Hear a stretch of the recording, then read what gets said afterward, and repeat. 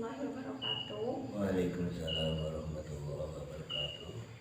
Perkenalkan, nama saya Sri Wahyuni, NPM 1806039. Saya dari Prodi PGSD Universitas Muhammadiyah Pringsewu. Di sini saya akan mewawancarai mengenai tokoh inspiratif guru ngaji Bapak Sumarto. Baik Pak, di sini sesi pertanyaan dimulai ya Pak. Yang pertama yaitu sejak kapan bisa menjadi guru ngaji seperti Bapak saat ini Pak? Saya semenjak di Lampung, dari Jawa ke Lampung dari tahun 88 langsung, jadi tahun 1990 saya mulai ngajar di rumah, jadi belum ada musola. Tahun 1999 itu mulai ada musola kecil. Selama 3 tahun udah ada yang ngaji. Dulunya malah banyak dari ibu-ibu, dari anak-anak, banyak yang ngaji. Lalu tahun 2004 itu bangun musola ini bersama masyarakat, gotong royong swadaya masyarakat.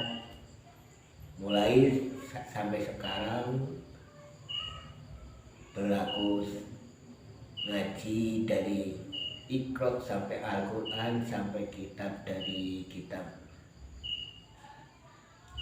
Safinah, Taufik, Duror, Akrib, itu ada yang ngaji di sini.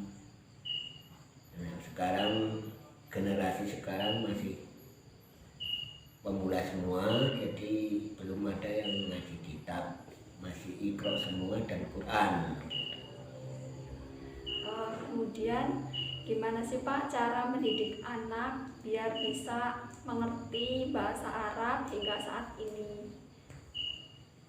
Ya, dari pertama itu yang mengenalkan huruf-hurufnya. Jadi kalau bahasa Arab kalau belum sampai dari pertama huruf hijaiyah sampai tahu huruf satu persatu hingga mendapatkan ilmu satu persatu hingga sampai tahap Iqra 1 sampai 7 itu harus dikenalkan sampai anaknya bisa membaca, jadi kenal dengan huruf Arab dan sampai bisa membacanya.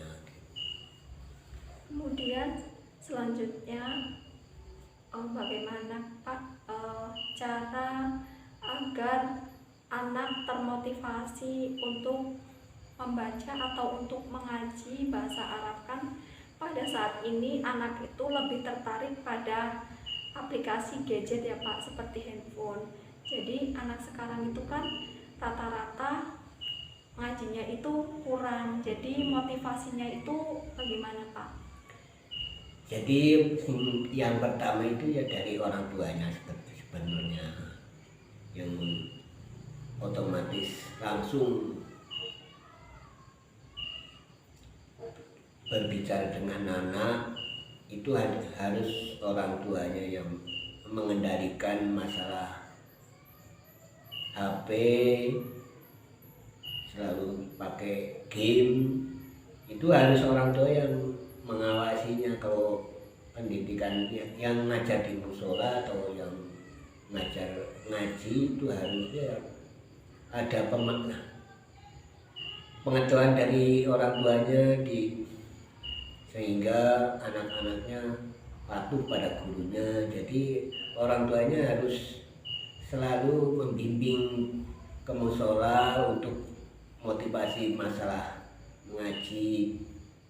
Jadi jangan selalu selalu mengandalkan guru, harus orang tuanya yang peran utamanya ya orang tua. Seharusnya orang tua yang memberi dorongan untuk selalu mengaji. Kemudian bagaimana sih Pak cara mengajarkan anak? Anak itu kan memiliki daya tangkap, setiap anak berbeda-beda. Jadi ada yang langsung ngaji bisa paham, kemudian ada yang ngaji ya belum paham. Itu cara mengajarkannya seperti apa Pak? Ya salah satunya itu harus guru itu sabar dan telaten mendidik. Yang kalau yang memang anak nggak sama, ada yang bisa langsung bisa mengerti huruf-hurufnya, ada yang udah berhari-hari atau berbulan-bulan masih ada saja yang masih belum tahu. Itu ya harus yang mendidik itu harus sabar dan telaten gitu.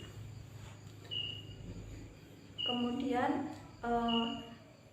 dahulunya kan anak belum bisa atau belum mengerti bahasa Arab. Sampai saat ini Bapak sudah mendidik anak-anak bisa paham bahasa Arab. Itu apakah motivasi Bapak tersebut dalam mengajarkannya Pak? Gini, jadi kalau mengerti bahasa Arab itu harus mendidiknya pakai cara yang lunak, jadi selalu memberi contoh-contoh, umpamanya ngaji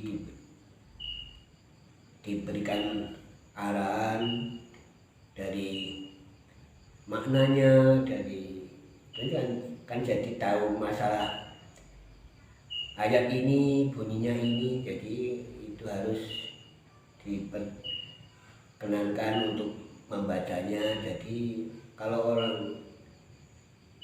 tapi kalau masih balita memang susah untuk mengetahui bab itu. Jadi kalau yang sekarang rata-rata kalau udah SMP itu rata-rata nggak mau ngaji lagi, jadi susah untuk mengenalkan bahasa Arab.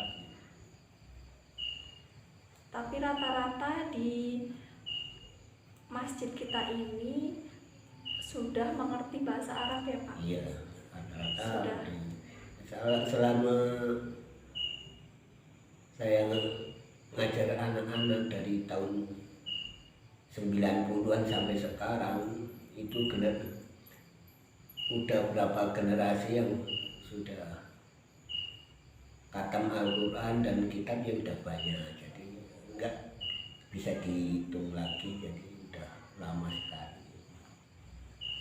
Kemudian dalam mengajarkan bahasa Arab ini mungkin ada metode tersendiri gitu Pak untuk ngajarin anak bisa bahasa Arab, atau cara tekniknya gitu Pak? Tekniknya gini, jadi umpamanya menggandengkan huruf-huruf jadi bisa baca Al-Quran, itu harus kelihatan masalah huruf ini sampai ini dibaca satu persatu, ayat demi ayat, sekaligus untuk mengetahui tajwid dan makhrajnya untuk jadi bisa bahasa Arab itu yang benar gitu. Jadi harus bisa mengetahui teknik seperti itu. Jadi kalau bacaan Al-Quran itu kalau nggak diberi teknik yang sekarang ini kan banyak metode dari Iqra, dari turutan itu ada yang lebih simpel, ada yang untuk belajar Al-Quran seperti murotal gitu. Sebenarnya banyak yang metode untuk dapat bahasa Arab seperti Al-Quran itu. Baik Pak, mungkin ada motivasi atau bisa diungkapkan untuk menyemangati pemuda zaman saat ini, Pak?